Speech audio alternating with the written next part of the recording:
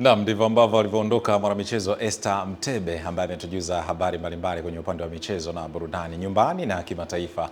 Asanteni sana kwa wote ambao mlikuwa nasi. Mimi naitwa Juma Mohamed, nilikuletea hapa habari za kitaifa, habari za kimataifa sambamba na habari za biashara na uchumi. Muda mchache tu hapa Esther Mtebe ameondoka kwenye kututazamia habari za michezo na burudani.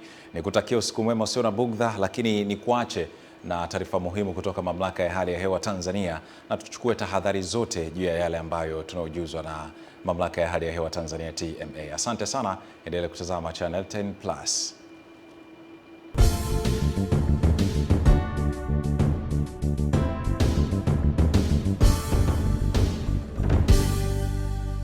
Uhali gani mpenzi mtazamaji, na karibu tena katika utabiri wa hali ya hewa kwa saa 24 zijazo kuanzia saa 3 usiku. Tafadhali ungana nami Ramadhani Omari kutoka Mamlaka ya Hewa Tanzania.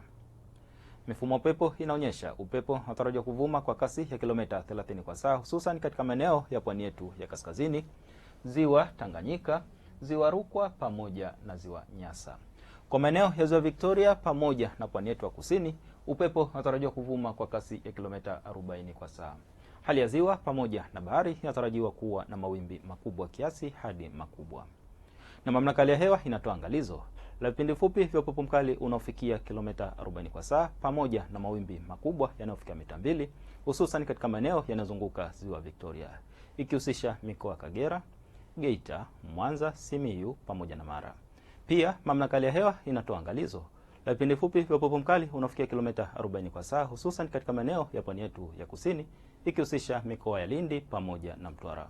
Hivyo ni vema kwa wananchi na watumiaji wa bahari pamoja na ziwa Victoria kuendelea kuchukua hatua zinazostahiki. Na kwa siku leo, hali ya kavu inatarajiwa kuendelea katika maeneo mengi hapa nchini, lakini pia hali ya baridi inatarajiwa katika baadhi ya maeneo, hususan yale ya nyanda za juu kusini magharibi. Na kiwango cha chini kabisa cha joto kinatarajiwa kuwa nyuzi joto 9 katika maeneo ya mkoa wa Njombe. Na kwa siku ya kesho, maeneo mengi ya nchi yanatarajiwa kuendelea kuwa na hali ya ukavu, huku hali ya mawingu kiasi pamoja na vipindi virefu vya jua vikitarajiwa.